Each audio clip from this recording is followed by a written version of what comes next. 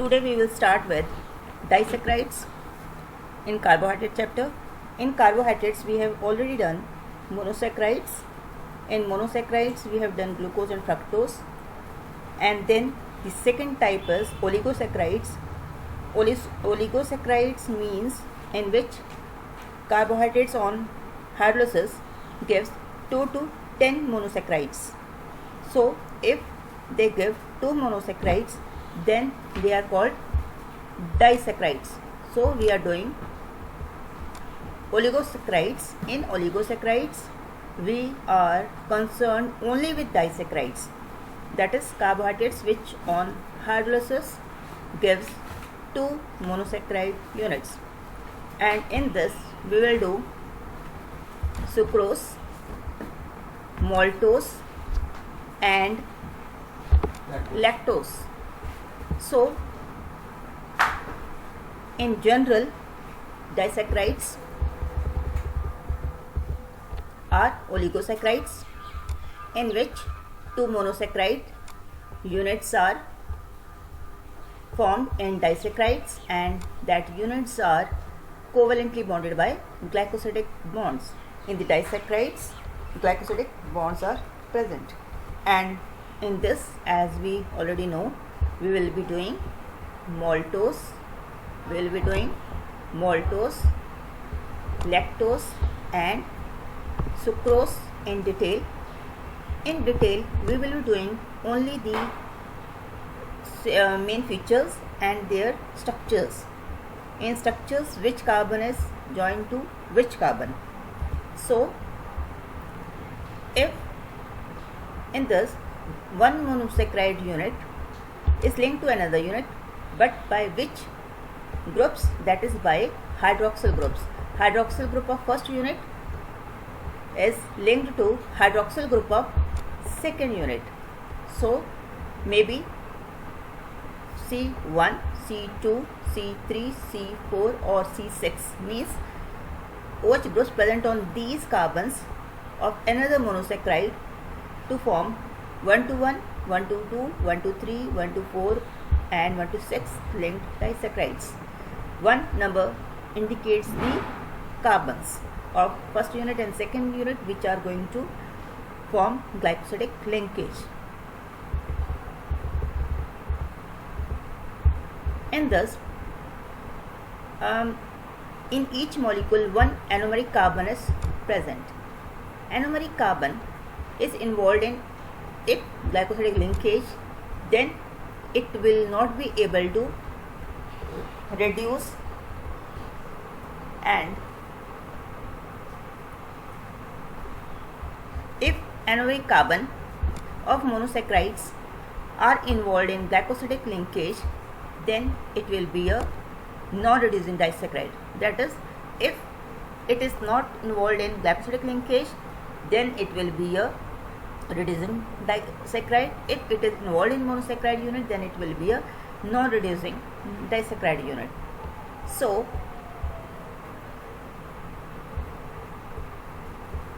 we can say there are 2 anomeric carbons, there are 2 molecules, they are going to form glycosidic linkage.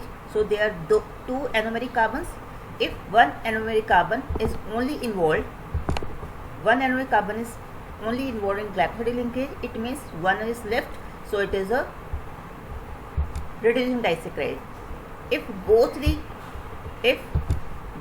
the carbons, anomeric carbons are involved, then it will not be able to reduce, so it will be a non-reducing disaccharide. So in 2 monosaccharide units, if one carbon, anomeric carbon, is left free, it will be a reducing disaccharide. If both are involved in glycosidic linkage, then it will be a non-reducing disaccharide. In case of reducing disaccharides, one end of the molecule having free anomeric carbon is reducing, and the other end which forms glycosidic linkage is non-reducing. So it is clear. And the first example in which we will be doing sucrose, it is a non-reducing, and why it is non-reducing, that we will discuss in structure. So the disaccharides, lactose is hydrolyzed by lactase enzyme, and maltose is hydrolyzed by maltase enzyme, and sucrose by sucrase enzyme. So these all are hydrolyzed by these enzymes, which gives 2 monosaccharide units, and these all are present on the lining of small intestines. So first we start with sucrose. Sucrose, as we are already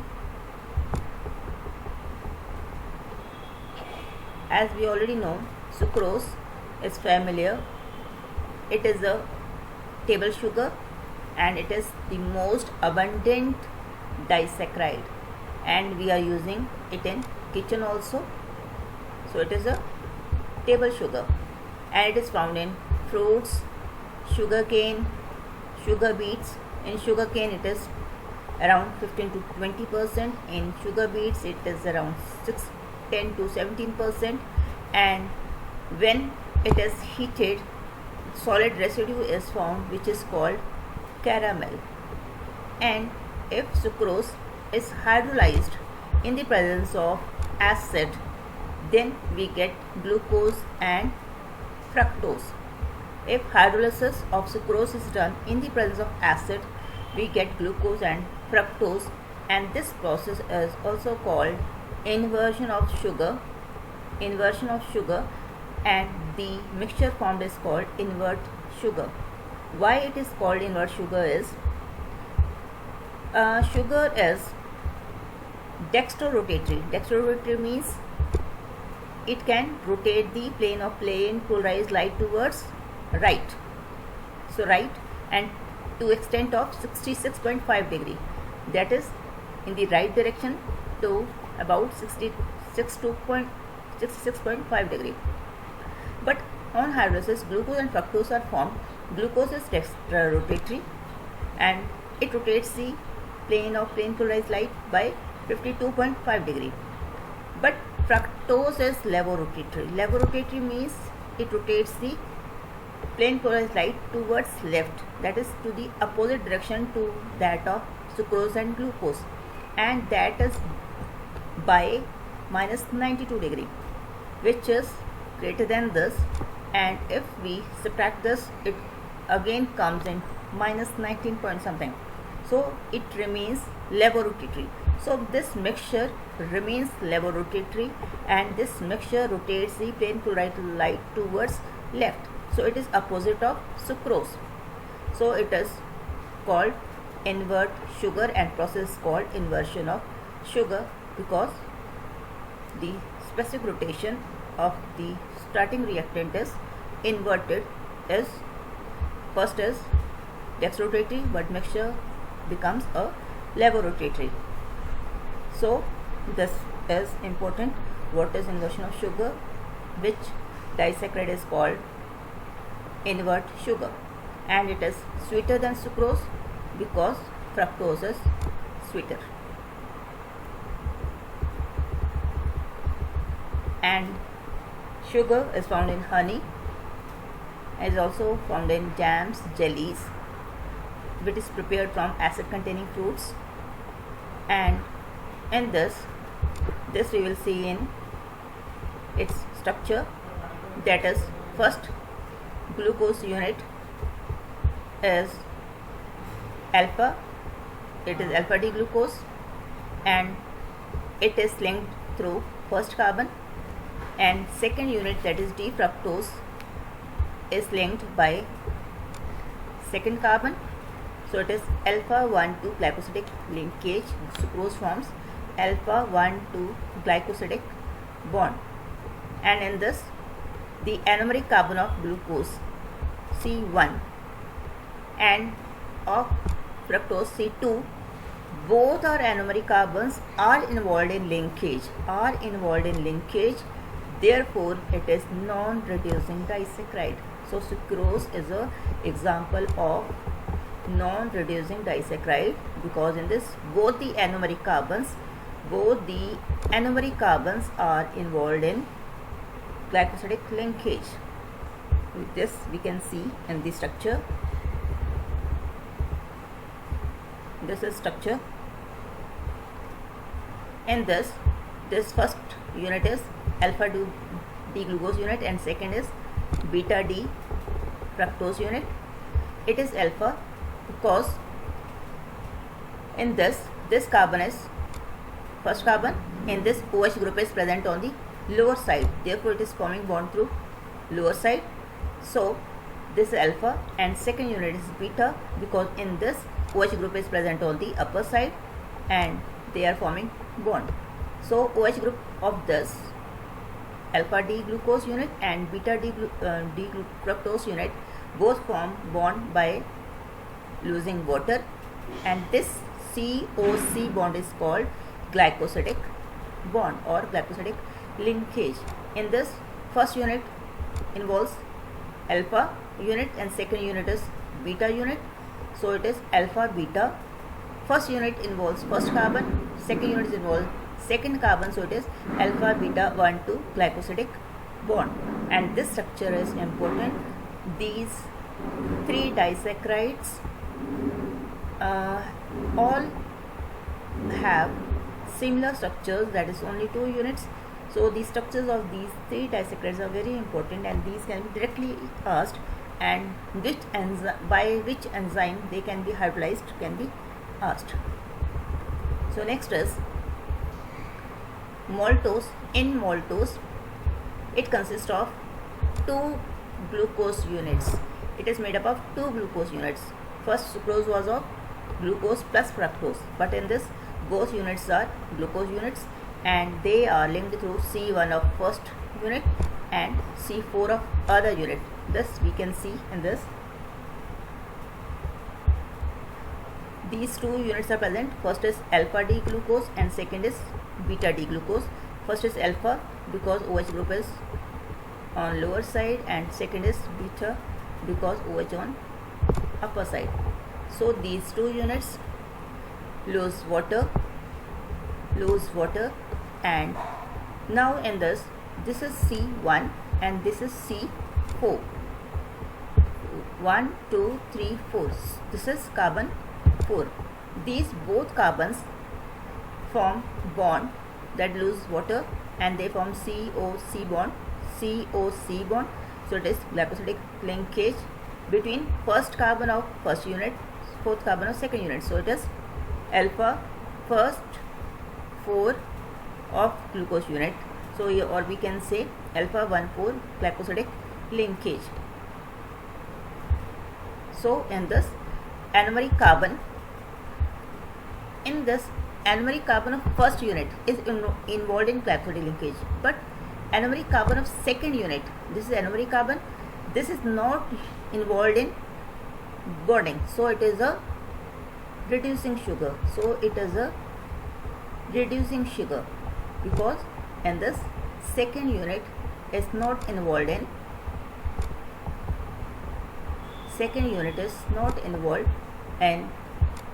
glycosidic linkage, this anomeric carbon, so it is a reducing. That is anomeric carbon of second glucose is free, therefore it is a reducing sugar, and second unit is capable of existing in alpha and beta configuration, and it is usually hydrolyzed by enzyme during germination of or malting process. And here we can again show only structure. If we don't want to show monosaccharides and how it is formed, we can show only this structure. In the exams, only structure, that is total structure, is asked after combining the 2 monomer units, 2 monosaccharide units. So it is again C1 of first unit and C4 of second unit, that is alpha D glucopyranosyl 1,4 alpha D glucopyranosyl. Here we already know what is the meaning of pyranosyl, because both involves rings of 6 atoms in which 5 are carbons, one is oxygen. So next is lactose. Lactose is also called milk sugar, and it is present in mammalian milk, and in human milk lactose is around 5 to 8%, and in cow's milk it is around 4 to 6%, and it is digested by lactose. And many do not have lactase enzyme, so they are intolerable to lactose because they do not have lactase enzyme, and due to this lactose remains undigested, and intestinal bacterial break it down, producing abdominal gas and crampings. So the people who do not have lactase enzyme, who have less amount of lactase, always have problems with milk, and they cannot digest milk easily. And so it is found in whey, watery byproduct of cheese production, and it is the two monosaccharide units in this are galactose and second is glucose. So galactose is first unit and glucose is second unit. In this again, galactose unit, you have to remember the structure of galactose because we have not done galactose. There we do not have in syllabus galactose as such. So this is galactose structure, in which it is beta because OH is on the upper side, and it is alpha glucose, that is OH on the lower side. So this carbon is anomeric, and this carbon is anomeric, and here this carbon is anomeric. And this carbon, that is C1 carbon, forms bond with C4 of the second unit. So it is 1,4. So it is 1,4 bond, and first unit is beta. So it is beta D galactopyranosyl, alpha D glucopyranose. Because it is beta unit, it is alpha unit, so they are linked by this. So anomeric carbon of first unit is involved in bonding, but anomeric carbon of second is not involved in bonding. So it is a reducing sugar, and it has a free aldehyde group. And this is all about the disaccharides. Then in the next lecture we will start with polysaccharides, in which we will doing starch and cellulose. Thank you.